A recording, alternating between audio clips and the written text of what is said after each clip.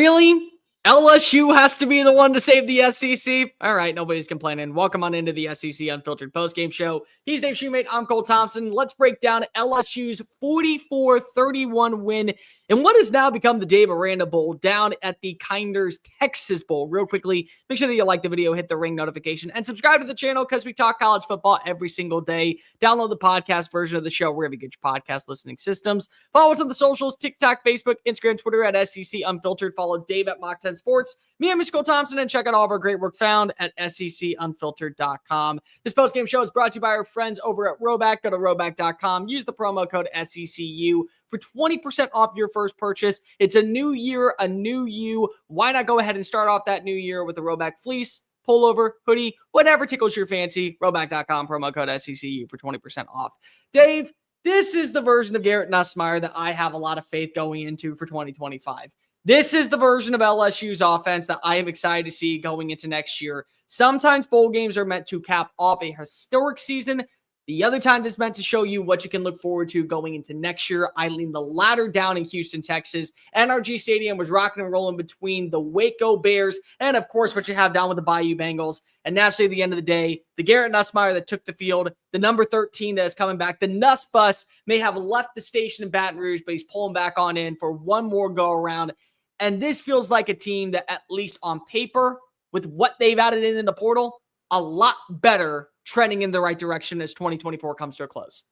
Yeah, roller coaster of a season. I think most LSU fans would tell you, but it's good to finish it with a win and get to that 9-4, top it off. Like, it kind of felt like that's what Alabama was trying to do today. Couldn't get it done. Again, you may not be playing for what your ultimate goals were at the beginning of the season, but you always want to finish with a better taste in your mouth. And I mean, yeah, it's LSU have a lot of things to work on. Yeah, we saw that defensively. There's 75 combined points in this game. They were missing guys on the offensive line. So again, both teams are missing guys. But from an overall season standpoint and where they're at right now from a portal standpoint, they've made necessary adjustments so far to improve the roster. So I mean, you knock off a Baylor team, a solid Big 12 Baylor team in the Texas Bowl. Not the game you want to finish in, like I mentioned, but you get to 9 wins. You felt like you've been one of the better teams in the month of December, and I think December in the portal era has kind of replaced the old signing day, which I always used to say used to felt like for the rabid SEC fans, which most of these fan bases are, as another game. It was either a win or a loss, kind of heading into the offseason.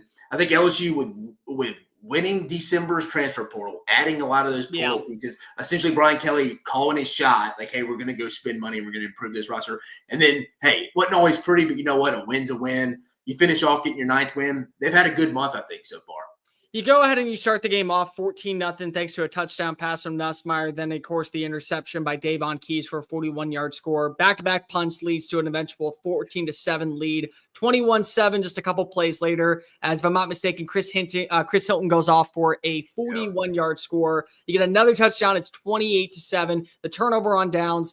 This is, again, an offense that I feel comfortable seeing a future with. Garrett Nussmeier, once again, wheeling and dealing, looking like that he is the alpha down in Baton Rouge, finishing with over 304 passing yards, 3 touchdowns, 1 interception. The run game, I mean, I'm going to call a spade a spade. It's still the Big 12. This is a very solid Big 12 team that finished 8-5 for a coach that was going onto the hot seat. But they averaged 4.2 yards per play. I mean, that's saying a lot about a team that at the start of the year couldn't run the football to save its life. I mean, they were slower than molasses drying up in December. You watch the several receivers live up to expectations. Chris Hilton had a big-time game, 4 catches, 113 yards. Aaron Anderson. Xavier Thomas goes way back for a big-time kickoff return for a touchdown. Dude, how have they not been utilizing Trey'Nez Green more in the red zone, dude? The fact that they had so much working for them and multiple times. This is the way to close out a year. But also, let me just ask you, from a perspective of an LSU fan and a perspective of just a person that loves college football, this does kind of hurt your feelings a little bit. Like, this team with Kyron Lacey and what we had with several players that we didn't lose in the transfer portal and also some guys that we had on the offensive line, this is the way that we play. This is the way our play calling is. This is the way we execute. 9-3 is on the table, which means 10-3 is on the table. 10-2 is not off the table. We probably don't lose in sporadic fashion against Florida. We probably play a little bit better and we dominate against Ole Miss. Maybe we play a little bit closer against Alabama. Like, there's a lot of positivity, but there's also so many frustrations because it's like, This is the version that we envisioned when we said judge us in year 3. Because the one that took the field today, if I'm judging them in year 3, I'm judging they're a top 15 roster. I'm judging that they're a top 25 team guaranteed. There's just a lot that makes me feel underwhelmed and excited at the same time. Like my brain is kind of everywhere when it comes to LSU. The defense still has leaves a lot to be desired. I feel Sure. like, I mean, especially because they would have moments where they were just kind of melting down from that perspective. And again, it was improved, but we all kind of knew it would be improved. I mean, it had to be. It was so bad last year. And that's kind of how I feel about Oklahoma's offense going into next year. It's got to be improved as well. It's one of those units that can't be any worse. But today wasn't a great day either. Right? So, I mean, that's got to go get fixed. They got to keep adding some portal additions. But like I said, I mean, yeah, you can complain about giving up 31 points. Baylor's a solid offense. I think they had it. I think LSU, when we're talking about who kind of outside of the playoff teams, who won the month of December, I think LSU's right there, man. I think they are. Like, I got to give Brian Kelly credit. He's doing a 180 again. Did he make great decisions the first 3 years? No, but I'll give him credit. He's pivoted when he's had to, and is trying to make them and trying to correct them in the second go round. Look, on a day where Alabama lost to a Big Ten team, on the day that South Carolina lost to a Big Ten team, and you just need morale to kind of pick on up before the college football playoff kicks off. And when you're going to have people complain about Ole Miss, whether they win or lose because of Duke had this many opt-outs or they didn't have a quarterback, it's nice to see the SEC get a win, get a double-digit win against a quality Big 12 team. I do want to talk about what is going to be a major storyline going into the offseason, going into spring practice. Whit Weeks' injury. He leaves right before halftime. He's carted off. Looked like, if you see the video, the ankle popped back into place. That probably is a good sign that he won't be missing ample time. But this is a big deal. What the MRI says, what the tests come back, this is a guy that we believe now with what you have in Harold Perkins returning next year, that fortifies the second level of your defense. If he's out for a while, if he's out for a significant period of time to begin the year, does that change the way that you think LSU may have to attack the portal in the second wave come April, early May? Yeah, because I mean, I think their initial cause of concern, I think for the whole team, and especially defensively, is you got to probably add a safety or two, not two or maybe three safeties. They have an issue right now at safety. But you're right, if Whit Weeks is out for certain amount of the season, yeah, you got to go add some inside linebacker depth at a position now, the inside linebacker, that most teams only really probably trust about 3 guys to play. I mean, that's a lot of your like green dot helmet communicator guys. So you got to really trust those guys, and a lot of teams don't have the depth there. So that would hurt LSU early in the season. They open up they go to Clemson. They open up at Clemson next year. And that's a big Clemson team because they're getting back Kate Klubnik for next year, which again, I don't think anybody was shocked at that one. But when you have the Honky Badger that can play that spiral and Harold Perkins coming off a torn ACL, that second level of the defense, that's an area that you need to have strengths. And again, we're talking about a Brian Kelly-led squad that's 0-3 against teams in week 1, whether it be USC, whether it be Florida State. Now you're going to throw in a Clemson squad. LSU's lost 5 straight. They're 5 straight. They haven't won a season opener since 2019 when Joe Burrow was still singing around like no one's business out in Death Valley. That's how long we got to go back. And you don't want to start off your season that way. I think that Garrett Nussmeier did a lot to kind of welcome back in Tiger fans because there was a lot of people that I don't know how they truly felt about his status. He's a guy that had a lot of highs. He's a guy that had a lot of lows this year. I think showing the way that he played today with the decisive reads, with the connectivity in Chris Hilton, with Aaron Anderson, with some of the big time throws they had to Xavier Thomas, without having a Kyron Lacey, without having a Mason Taylor who opted out of this game. I think that that's something that maybe some people won't look at right now as a big time get. But when you look at the way the SEC is next year, Alabama's bringing in a new quarterback. You're going to have to build around Nico Iamaleava. We don't know what Gunnar Stockton's going to be for Georgia at QB1. Lenore Sellers and DJ Lagway are 2 guys that we can have a lot of hope for, but I'm not sure that we're going to see the same South Carolina and Florida teams next year. And they have a very rigorous schedule as well. Missouri, they're adding in a new quarterback too. It's going to be more than likely Bo Pribula. Just having that veteran quarterback and a guy that understands the ins and outs of the offense also has a good understanding about what Brian Kelly wants. This is a way, I think, to get fans to say, you know what? We may have missed out on Bryce Underwood. We may have a guy in Michael Van Buren that we're really excited about for the future.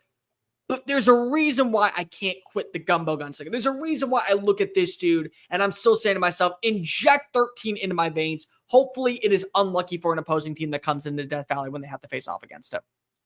No, yeah, I agree. They have some stuff to kind of pride. Offensively, they can show up the tackle spots, and they've tried. So give them credit. Again, the portal. I mean, you're not going to replace Will Campbell and Emory Jones. No. I mean, the portal is only so good, and most of these guys are in the portal for a reason. So I think the offense is going to be fine. It may take a little bit of a dip in the offensive line, but you're going to have enough weapons on the outside. And you're going to have Garrett Nussmeier. I think it just starts in that secondary for LSU. They have to go replace at least 2 to 3 guys in the secondary, specifically at the safety position. That has to get fixed if they want to go be an SEC championship contender and a playoff contender. Because like I said, going into this season, you can be good on offense. Again, we've seen it. Garrett Nussmeier, we've seen throughout his entire career. He's a very inconsistent guy. Can you bank on him having like that LSU, him having to have a Jaden Daniels 2023 performance and have to go average 42 points a game? I don't see that with Garrett. That's nothing from Garrett. Jaden Daniels was a freak show that year. You can't expect that from anybody. You can't put that much pressure on that defense. That offense week in, week out when the defense still has some holes. That's got to go get fixed in this spring portal window. You bring in, who was it? Not Jalen. You bring in Mansur Delane, the cornerback from Virginia Tech. You also bring in, if I'm not mistaken, Jakeem Jackson, the cornerback from Florida. So you've added in some pieces for your secondary. That may not be enough. In fact, I'll just tell you right now, it's not enough. The thing that I will say is they've bolstered up their front seven. And when you have a weak secondary, what's the thing that you want to do? You want to recoup it, or you want to counteract it with a strong front seven. And I think this front seven is going to be a lot better than what we saw in 2024 for Blake Baker. Keep in mind, they brought in Jack Pyburn. They added in, who was the guy? Sadir Mitchell, Patrick Payton, the former ACC Freshman of the Year on the defensive line. So they've added in some pieces to where you feel like this should be a team that maybe is going to be slightly above average in the front seven to where we recoup what we lost in the secondary. I think the front seven should be better next year than it was this year. My concern is the back end with them. Oh, the front seven should be a lot better. It looks to be about the same or maybe worse.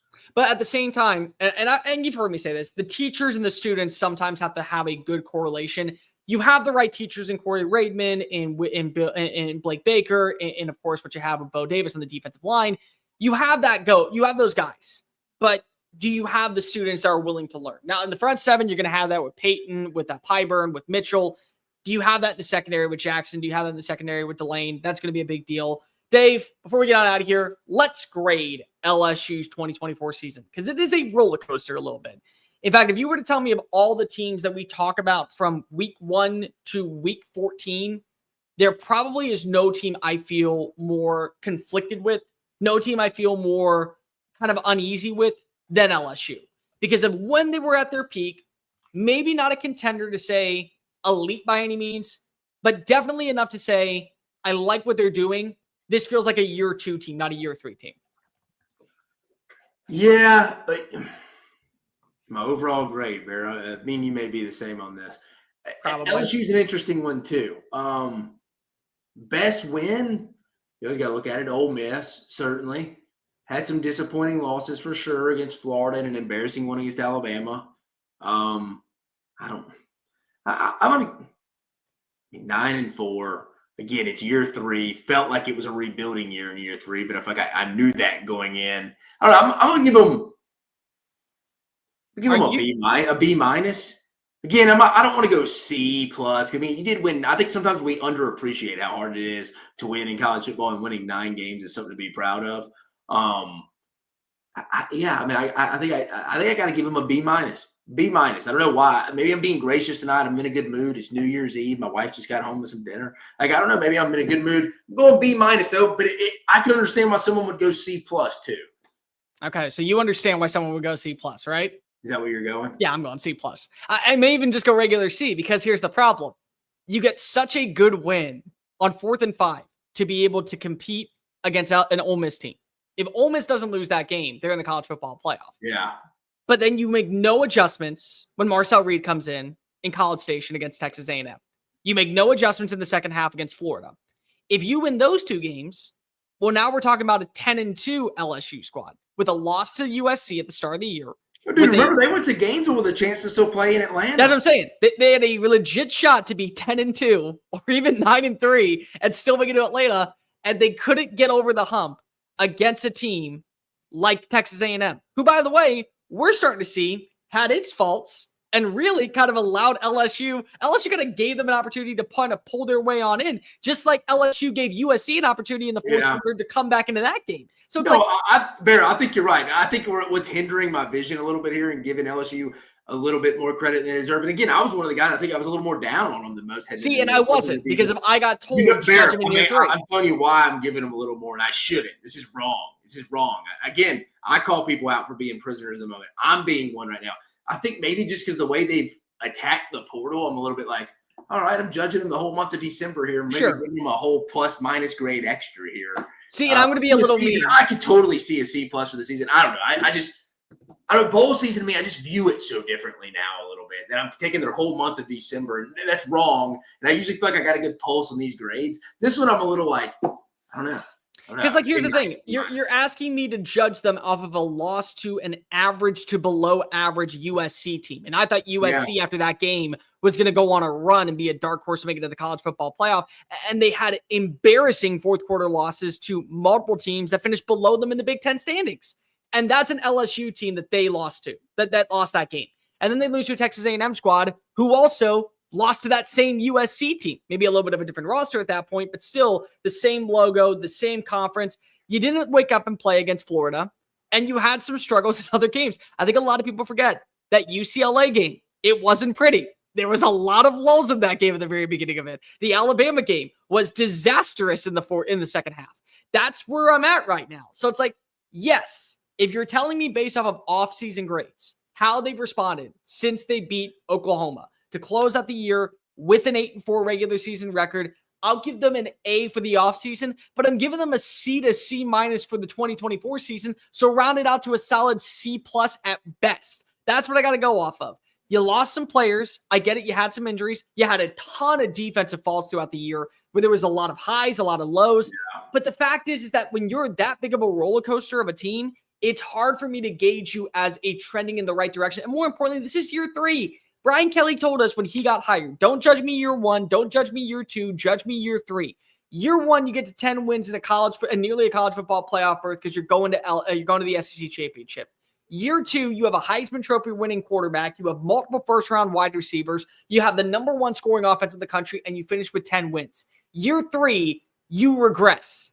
It's really hard for me to say that this was an overall solid season. It was a good year in terms of, well, it could have been worse, but I'm not giving you a lot of credit. I can't. I don't think that Brian Kelly's on a hot seat. I don't think that Brian Kelly has to worry about being fired after 2025. They owe him too much. They can't. It's way too big of a buyout. It's like, what is it, 63? Now. It would have to be really bad. It's like they would have to have the worst overall feel. But again, you're talking about this being an LSU team that Miller Moss looked phenomenal against, that Marcel Reed looked incredible against in the fourth quarter, that DJ Lagway woke up and got his team to bowl eligibility because of this. That's what we're talking about with this version of a team in LSU. So it's hard for me to grade it. It's a solid win, a double-digit victory. You saw some growth from some young wide receivers. Chris Hilton showing up the way that he did, the way that I want to see all freaking year from number 3. That's huge. But I got to look at it from a 13-game perspective. A 13-game perspective, C roster. Sorry, that's just the way I feel. Yeah, who was it? One of the Sandman asked what's his buyout. I looked at $60 million. I knew. I say $60 million. He ain't going anywhere right now. No, but good overall season in terms of what you got going into the year. Off season. Let me rephrase that. You also have a very, very, very solid opportunity to be in this college football playoff hunt next year if you bring in the right pieces around it. It looks like you did. So, all right. At least that's positive. But make sure that you like the video, hit the ring notification, comment down below. What are your thoughts on LSU's Texas Bowl victory over Baylor? Also, what are your thoughts on LSU going into 2025? Like, review, hit subscribe. Make sure that you're following us on all the socials, TikTok, Facebook, Instagram, Twitter at SEC Unfiltered. Follow Dave at Mock 10 Sports, me at Miss Cole Thompson, and check out all of our great work found at SECUnfiltered.com. For Dave Shumate, I'm Cole Thompson. And for the final time in 2024, thank you for joining us. Thank you for making us your number 1 listen for all things SEC. We'll see you in 2025. And make sure that you always remember, let's go Tigers, go LSU, go SEC. Peace.